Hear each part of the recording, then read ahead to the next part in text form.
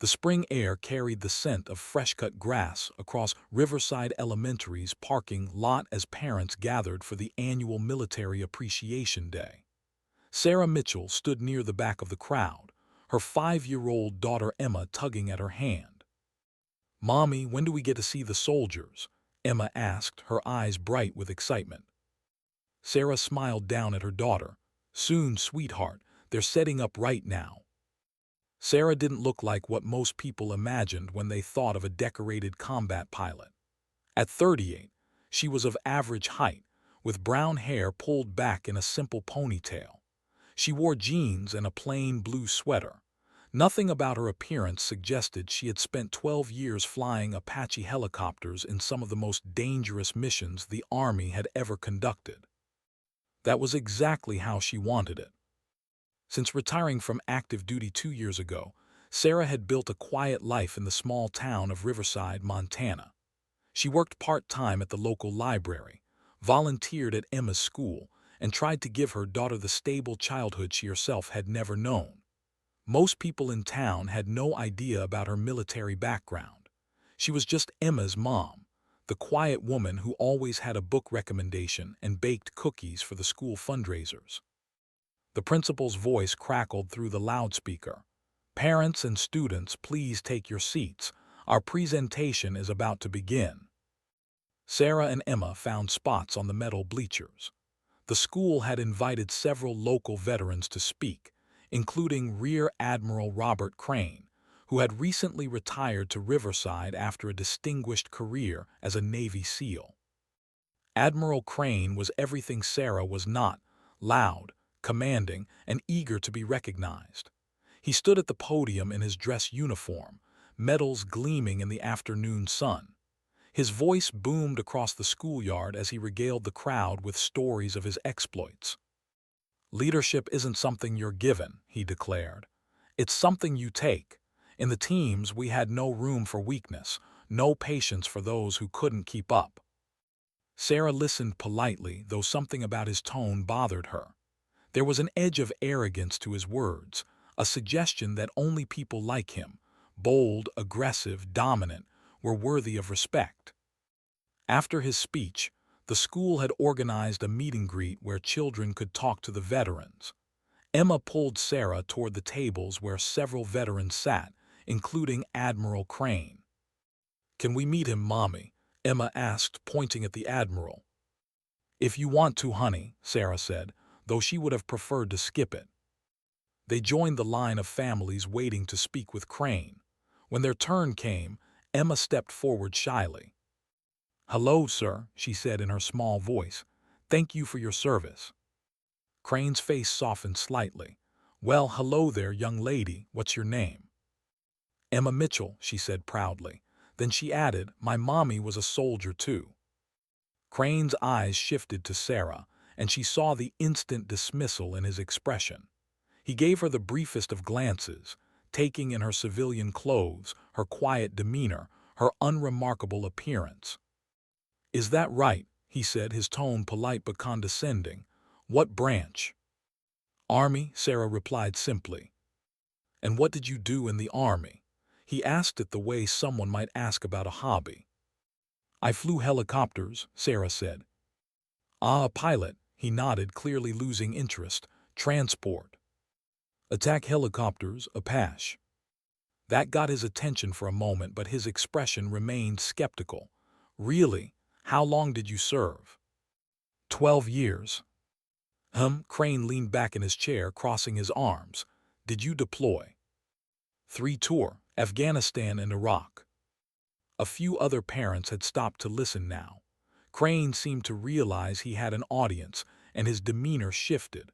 A small smirk played at the corner of his mouth. 3 tour, he repeated. "And did you see much action, or were you mostly flying brass around?"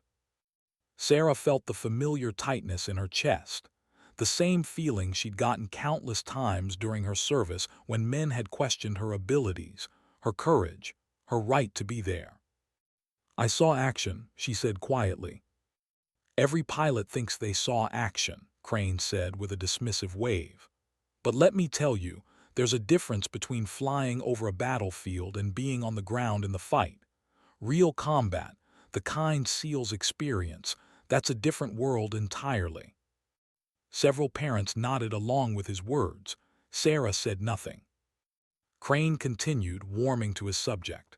You know, in the teams, we earned our call signs through blood and sweat. They meant something. They told a story about who you were, what you'd done. He leaned forward, his voice taking on a mocking edge. Did you have a call sign, Mrs. Mitchell? Let me guess. Something cute like sparrow or butterfly. A few people chuckled. Sarah felt Emma's hand tighten in hers. I had a call sign, Sarah said evenly. Oh, I'm sure you did. Crane's smile was patronizing now. What was it? Librarian seems fitting for your current occupation. More laughter. Sarah felt her face flush, but she kept her voice calm. My call sign was Iron Ghost. The laughter stopped. Crane's smile faltered for just a moment before returning, though it looked more forced now. Iron Ghost, he repeated slowly. That's quite a dramatic name. Did you pick it yourself? No, sir, it was given to me. Well, Crane said, clearly ready to dismiss her, I'm sure it meant something to your unit. But in the teams, our call signs were earned in real combat situations. Admiral Crane interrupted a voice from behind Sarah. Everyone turned to see an older man stepping forward from the crowd. He wore a veteran's cap with the Army aviation insignia and walked with a slight limp. His name tag read, Colonel James Hartley, U.S. Army, retired. Colonel, Crane acknowledged with a nod, seeming pleased to have another high-ranking officer present. I couldn't help but overhear, Hartley said, his voice carrying authority despite his age. Did this young woman just say her call sign was Iron Ghost? She did, Crane replied with barely concealed amusement. Hartley's expression changed completely. He turned to Sarah, his eyes widening. Captain Mitchell, he asked. Sarah felt her stomach drop. She nodded slowly. The colonel's face broke into a mixture of shock and respect. My God, I never thought I'd meet you in person. Admiral Crane's confident expression began to fade as he watched the exchange between Colonel Hartley and Sarah. The small crowd that had gathered grew larger, sensing something significant was happening. You know this woman, Colonel? Crane asked, trying to maintain his authoritative tone. Know of her, sir, Hartley replied, his eyes never leaving Sarah. Every Army aviator knows of Iron Ghost, hell. Every soldier who served in theater during her time knows the stories. Sarah wanted to disappear. This was exactly what she'd moved to Riverside to avoid. She had left the military, left that identity behind. She was just a mom now, just a regular person trying to give her daughter a normal life. Mom, Emma whispered, confused by the sudden shift in atmosphere. Stories? Crane's voice had lost some of its certainty. What kind of stories? Colonel Hartley turned to address the crowd. Iron Ghost flew 147 combat missions over 3 deployments. She has more confirmed enemy kills than any attack helicopter pilot in modern Army history, male or female. Murmurs rippled through the gathering. Crane shifted in his seat, no longer smiling. But that's not why people know the name, Hartley continued. They know it because of what happened in Sangin Valley, Afghanistan, in the fall of 2018. Sarah closed her eyes. She had spent years trying not to think about Sangin Valley. Colonel, she said quietly, you don't need to. With respect, Captain, I think maybe I do. Hartley's voice was gentle but firm. He turned back to the crowd. A SEAL team, ironically, had been inserted into hostile territory for a high-value target extraction. The mission went bad. They were pinned down in a valley by enemy fighters on 3 sides, surrounded, outgunned, taking casualties. Admiral Crane's face had gone pale. The valley was too narrow for most aircraft to operate effectively, Hartley said.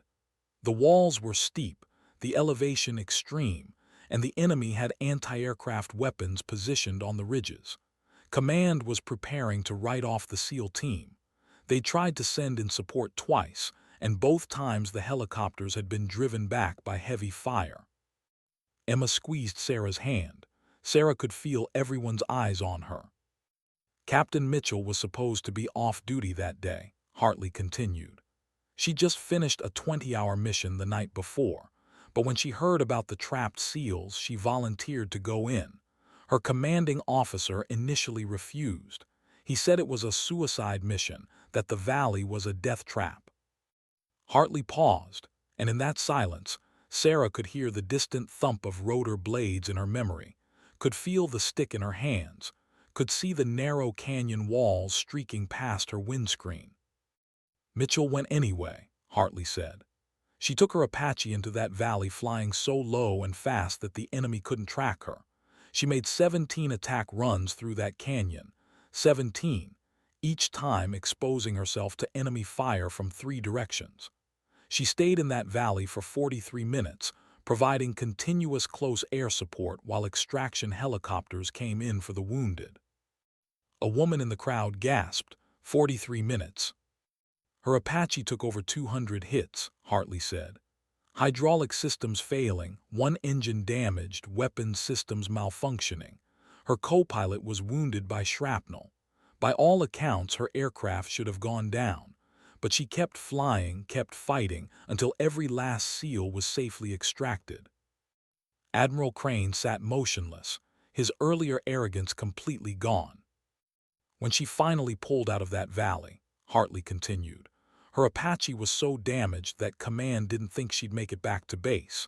But she did. She flew that dying bird 70 miles back, landed it safely, and only then did anyone realize she'd been wounded herself. She had shrapnel in her left leg and had been flying on pure adrenaline and willpower. The silence that followed was profound. Emma looked up at her mother with wide eyes, seeing her in a completely new light. The SEAL team she saved, all 16 of them, they started calling her Iron Ghost, Hartley said. Iron because nothing could bring her down. Ghost because she moved through that valley like a phantom, appearing from nowhere, disappearing into the canyon walls, impossible to kill. The name spread throughout the military. She became a legend. Sarah's jaw tightened. She didn't feel like a legend. She felt like a person who had done her job, who had refused to abandon people who needed help.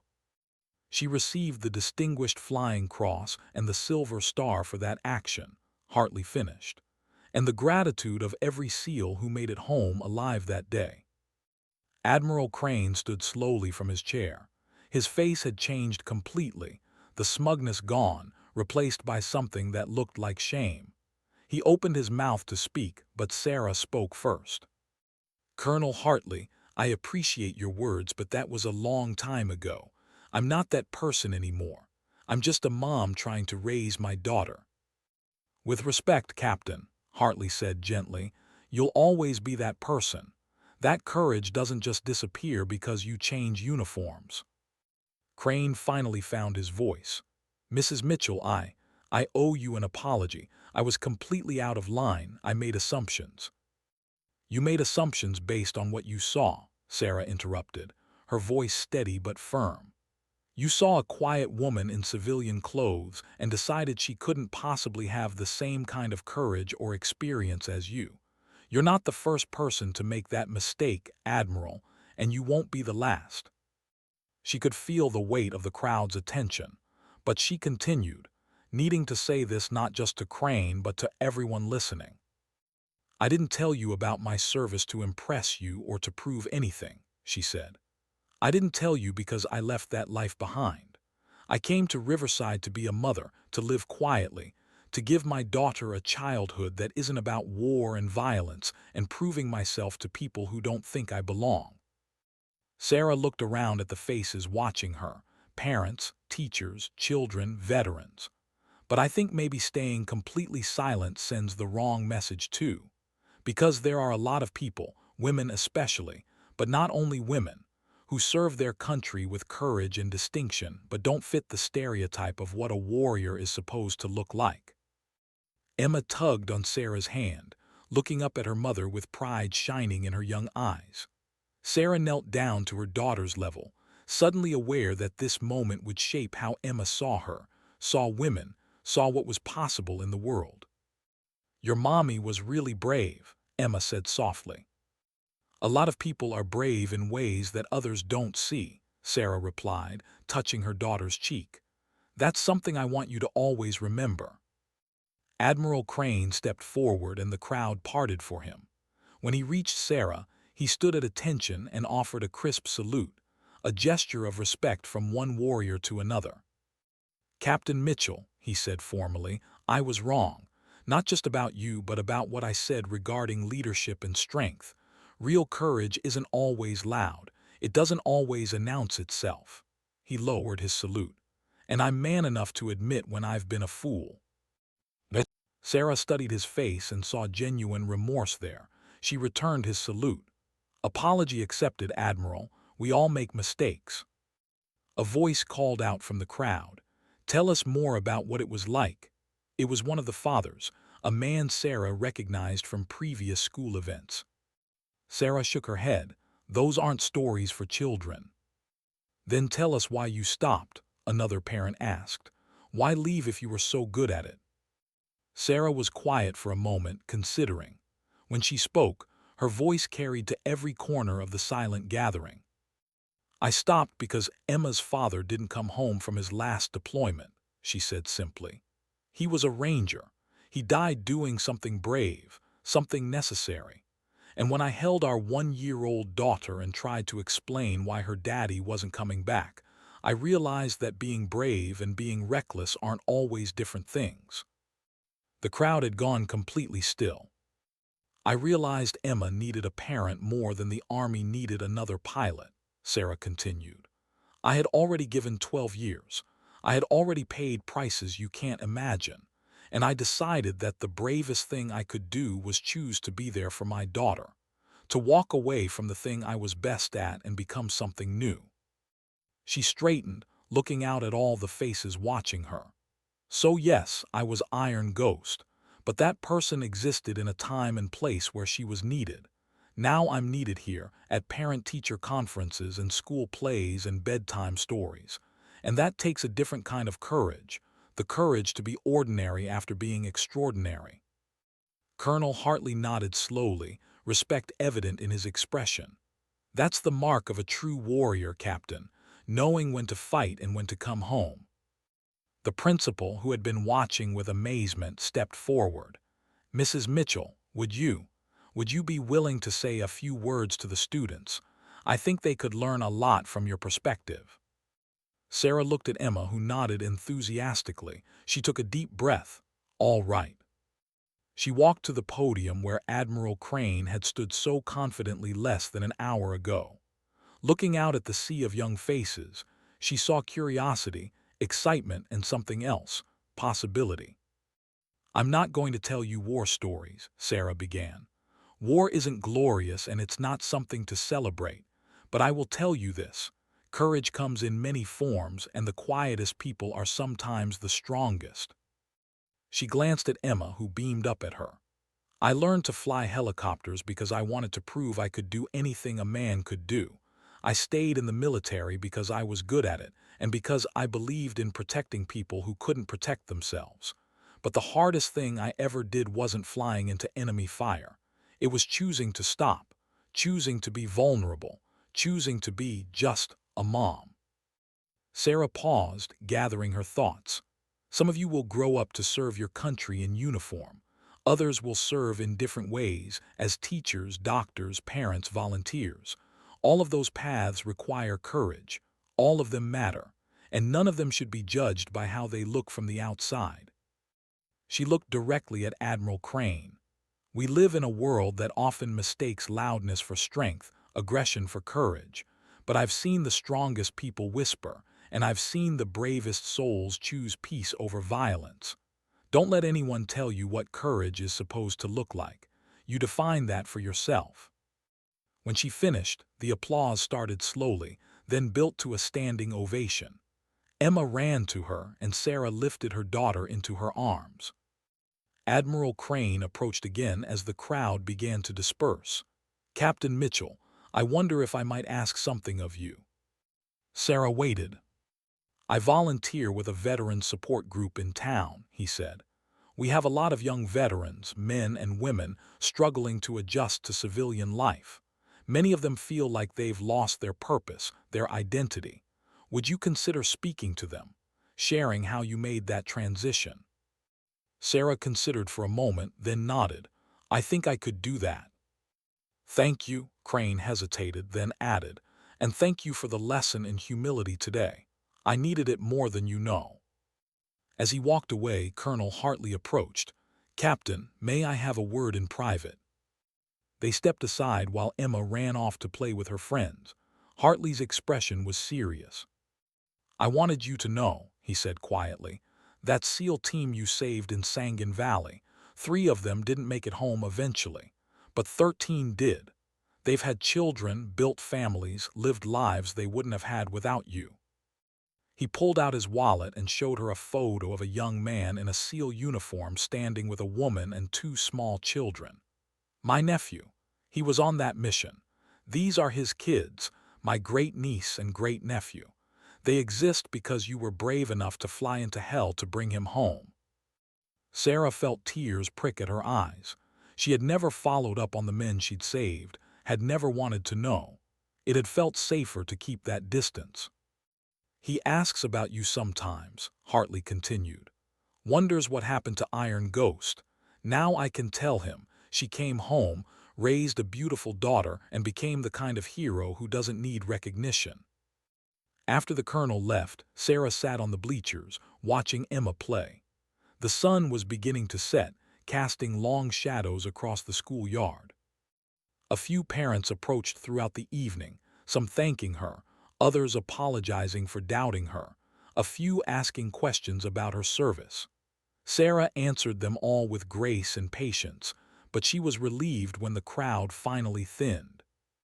Driving home with Emma chattering happily in the backseat about the day's events, Sarah felt something shift inside her. She had spent 2 years trying to bury Iron Ghost, to pretend that person never existed. But maybe that wasn't the right approach. Maybe the courage wasn't in forgetting who she'd been, but in integrating it with who she was becoming. "Mommy," Emma's voice pulled her from her thoughts. "Yes, sweetheart. I'm proud of you."